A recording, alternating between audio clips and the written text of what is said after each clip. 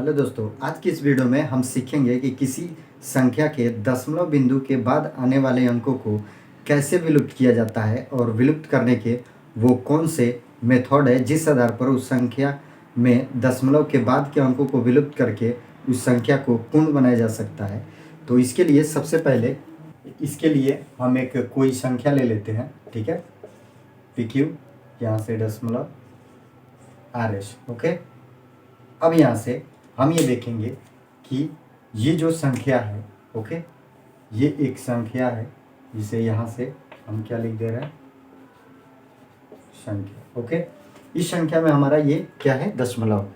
यहाँ से हम किसी लेटर से दिखा रहे हैं, क्योंकि यहाँ से हम एक जनरल सामान्य बात को समझने की कोशिश करेंगे, इसलिए हमने यहाँ पर एक नंबर, यहाँ से ये P और Q के जगह पर कोई डिजिट होगा, R और S के जगह पर भी कोई डिजिट होगा, ठीक है। अब यहाँ से देखेंगे, अगर ये S, ठीक है, जिस डिजिट को हमें क्या करना होगा, विलुप्त करना होगा। जैसे हम मान लेते हैं इस S को क्या करना है, हमें विलुप्त करना है। इसे हमें क्या करना है, विलुप्त बोले तो इसे हमें क्या करना है, हटाना है। तो कैसे हटाएंगे, तो इस अंक का हम कंपैरिजन करेंगे, तुलना करेंगे, किससे, 5 से, ठीक है। तुलना करेंगे 5 से, ओके। जब भी किसी अंक का हम यहाँ से तुलना करेंगे 5 से, तो हमें यहाँ पर 3 केस देखने को मिलेगा। फर्स्ट वन केस, ऐसा हो सकता है कि वो अंक 5 से बड़ा हो। सेकंड थिंग, दूसरा हो सकता है कि वो संख्या 5 से छोटा हो। और थर्ड वन क्या हो सकता है कि वो संख्या 5 के बराबर हो। तो यहाँ से S के लिए 3 केस हम दिखाएंगे, ठीक है। यहाँ से अगर यहाँ से S का वैल्यू ग्रेटर देन 5 हो तो इसके लिए अलग रूल होंगे, ठीक है। उसके बाद अगर ये S, ठीक है, 5 से क्या हो, छोटा हो, उस केस में इसके रूल अलग होंगे। और तीसरा हमारा क्या होगा, तीसरा यहाँ से हो जाएगा, अगर ये S, ठीक है, 5 के क्या हो, बराबर हो जाए, तो उस केस में हम देखेंगे जिस डिजिट को हमें विलुप्त करना होगा, अगर इन तीनों पैरामीटर के अनुसार वो होगा तो किस प्रकार विलुप्त करेंगे। तो जब भी वो अंक 5 से बड़ा होगा, ठीक है, 5 से बड़ा होगा, तो उसके पहले वाले अंक में हम यहाँ से एक क्या कर देंगे, ऐड कर देंगे, अर्थात ये हमारा जो संख्या बनेगा इसके लिए वो क्या बन जाएगा, तो ये कुछ इस प्रकार बन जाएगा। यहाँ से PQ और यहाँ से इस R में क्या हो जाएगा, +1 हो जाएगा, ठीक है। ये हमारी संख्या हो जाएगी। दूसरा केस में हम देखेंगे, जब संख्या, ये जो अंक है ये 5 से क्या होगा, छोटा होगा, तो इसमें कोई परिवर्तन नहीं होगा। ये हमारा संख्या कुछ इस प्रकार हो जाएगा, R, ठीक है। ये इस प्रकार संख्या हो जाएगा। तीसरा यहाँ से हम देखेंगे, जब भी यहाँ पर इस S का वैल्यू अगर 5 के बराबर हो जाए, तो यहाँ से हम दो चीज़ें चेक करते हैं। यदि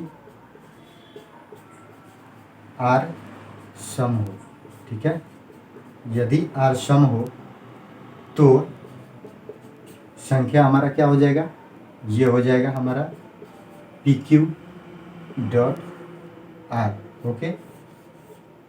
सेकंड वन इसमें हम देखेंगे, सेकंड वन हमें क्या चेक करना होगा, यदि R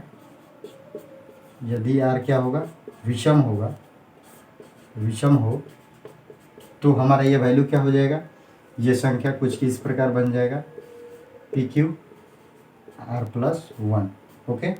ये हमारी क्या बन जाएगी, ये संख्या बन जाएगी। इसे हम उदाहरण से समझते हैं। जैसे इस संख्या के बदले हम यहाँ पर एक दूसरी संख्या ले लेते हैं समझने के लिए। तो यहाँ से आप देखिए, इसके जगह पर हम एक संख्या यहाँ पर ले लेते हैं 52, ठीक है, 36, ओके। अब यहाँ से देखेंगे, ये जो संख्या आपको दिख रहा है, हम यहाँ से चाहते हैं कि इस 6 को हम क्या कर दें, विलुप्त कर दें। तो हम इसकी तुलना करेंगे किससे, 5 से। अब यहाँ से हम देख रहे हैं कि ये जो 6 है ये 5 से क्या है, बड़ा है। तो जब भी ये संख्या 5 से बड़ा होगा तो इसमें हम क्या कर देंगे, एक ऐड कर देंगे, तो यहाँ से ये संख्या हमें क्या मिल जाएगा 52.4, ये हमारा क्या हो जाएगा आंसर हो जाएगा। इसमें हम देखेंगे तो यहाँ पर देखेंगे ये संख्या तो है नहीं, तो यहाँ पर ये संख्या 5 से बड़ा है, तो ये हमारा नहीं होगा। इसके लिए हम दूसरा एक संख्या लेते हैं, जैसे यहाँ पर 5 ठीक है 32। अब यहाँ से देखेंगे ये जो संख्या, इसमें अगर हम 2 को विलुप्त करना चाहते हैं तो इसकी तुलना हम 5 से करेंगे, तो ये 2 5 से क्या है छोटा है। जब भी ये 5 से छोटा है तो हमारी ये संख्या की, इसको कैसे लिखेंगे, ये संख्या हो जाएगा 5.3। जैसा कि यहाँ से आपको पता है जब भी 5 से छोटा होगा तो एज इट इज़ ये संख्या क्या हो जाएगी हम लिख देंगे, ठीक है। इसमें हम देखेंगे, इसके लिए एक उदाहरण यहाँ से लेते हैं, 2 उदाहरण। तो यहाँ से देखेंगे अगर एक संख्या हो 6.35, ओके, ये एक संख्या हो, और यहाँ से एक संख्या लेते हैं 7.325, ओके। यहाँ से देखेंगे इस संख्या को हम देखें तो लास्ट डिजिट क्या है 5। जब भी 5 हो तो तुलना हम उससे पहले वाले अंक को देखेंगे कि वो संख्या सम है या विषम। जब भी इसके पहले विषम होगा तो यहाँ से आप देखेंगे ये 3 क्या है एक विषम संख्या, तो विषम संख्या की स्थिति में हम उसके में एक क्या कर देंगे ऐड कर देंगे, तो यहाँ से हमारा इसका आंसर क्या हो जाएगा 6.34, ओके। ये हमारा राउंड अप हो गया।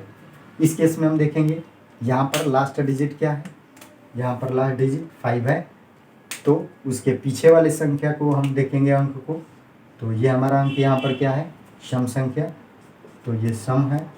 तो यहाँ से इसमें हम कोई चेंज नहीं करेंगे, एज इट इज़ हमारा इसका आंसर हो जाएगा क्या 7.32, ओके। तो मेन थिंग्स क्या है, मेन थिंग हमें याद रखने की ये बातें हैं कि किसी भी दिए गए संख्या में दशमलव के बाद के अंकों को विलुप्त करने के लिए हम कंपैरिजन करते हैं किससे 5 से। जब वो अंक 5 से बड़ा होगा तो उसके पहले वाले अंक में हमें क्या कर देते हैं जोड़ देते हैं। जब लास्ट अंक 5 से छोटा होगा तो उस अंक को हम विलुप्त कर देते हैं, और बाकी उसके पहले जितने भी अंक है उसको हम क्या कर देते हैं एज इट इज़ लिख देते हैं। जैसे यहाँ से आप देखेंगे थर्ड वन हम देखेंगे कि जब वो 5 के बराबर हो जाएगा तो हम ये चेक करेंगे कि उसके पहले वाला अंक सम है या विषम।